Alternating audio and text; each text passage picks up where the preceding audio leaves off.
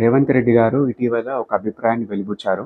పిల్లల సంపాదన నుండి 15% తమ తల్లిదండ్రుల అకౌంట్‌లోకి ఆటోమేటిక్‌గా ట్రాన్స్‌ఫర్ జేయాలి.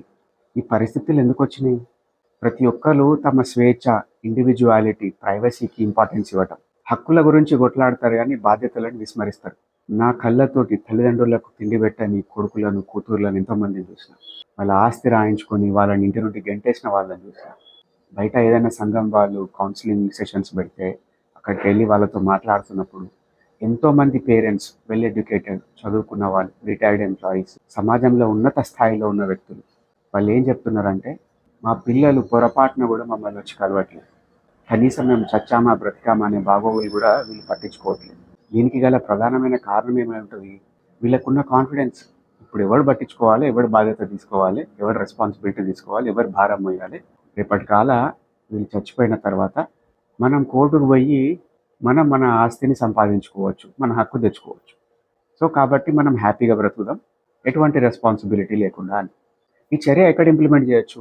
ఒకవేళ ఈ వ్యక్తి కొడుకు కానీ కూతురు కానీ సాలరీడ్ పర్సన్ అయి ఉన్నప్పుడు తప్పకుండా ఈ ఒక చట్టం ద్వారా, గవర్నమెంట్ వీలు ద్వారా తప్పకుండా పేరెంట్స్కి 15% సాలరీ ఇవ్వచ్చు.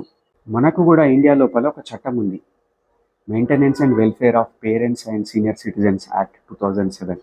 ఇదేం చెప్తుంది? తల్లిదండ్రుల గుణం ఎటువంటిదైనా కానీ, వాళ్ళ మనస్థితి ఎట్లా ఉన్నా కానీ, మీరు పిల్లలై పుట్టినందుకు మీరు తల్లిదండ్రుల బాధ్యత తీసుకోవాల్సిన అవసరం, వాళ్ళ సంరక్షణ మరియు పోషణ తీసుకోవాల్సిన అవసరం తప్పకుండా మీ పైన ఉంది అని చట్టం చెప్తుంది. ఇటువంటి విషయాలను చట్టాలు చెప్పాలా? సమాజంలో ఏదైనా కోడ్ ఉంటేనే ఇంప్లిమెంట్ చేస్తారా? శిక్ష పడుతుందన్న భయం ఉంటేనే ఇంప్లిమెంట్ చేస్తారా? మానవ సంబంధాలు దిగజారిపోతున్నాయి, రోజు రోజు కమర్షియల్ అయిపోతున్నారు, స్వార్థపరులు అవుతున్నారు. ఈ పరిస్థితులు మారాలంటే ముందు పేరెంట్స్ కొద్దిగా పేరెంటింగ్ అనేది మార్చుకోవాలి. చిన్నప్పటి నుండే మోరల్స్, సంస్కారం, క్యారెక్టర్ బిల్డింగ్, పర్సనాలిటీ డెవలప్మెంట్ మీద దృష్టి సారించాలి. ఎంతసేపు చదువులు, ర్యాంకులు, డబ్బు సంపాదన, ఈ విధంగా వాళ్ళని ట్రైన్ చేసినాక వాడు కమర్షియలే అవుతాడు కదా. వాళ్ళ లోపల సున్నితమైన మానవ భావోద్వేగాలు ఎక్కడుంటాయి? అదొక రేర్ కమోడిటీ అయిపోతుంది కదా.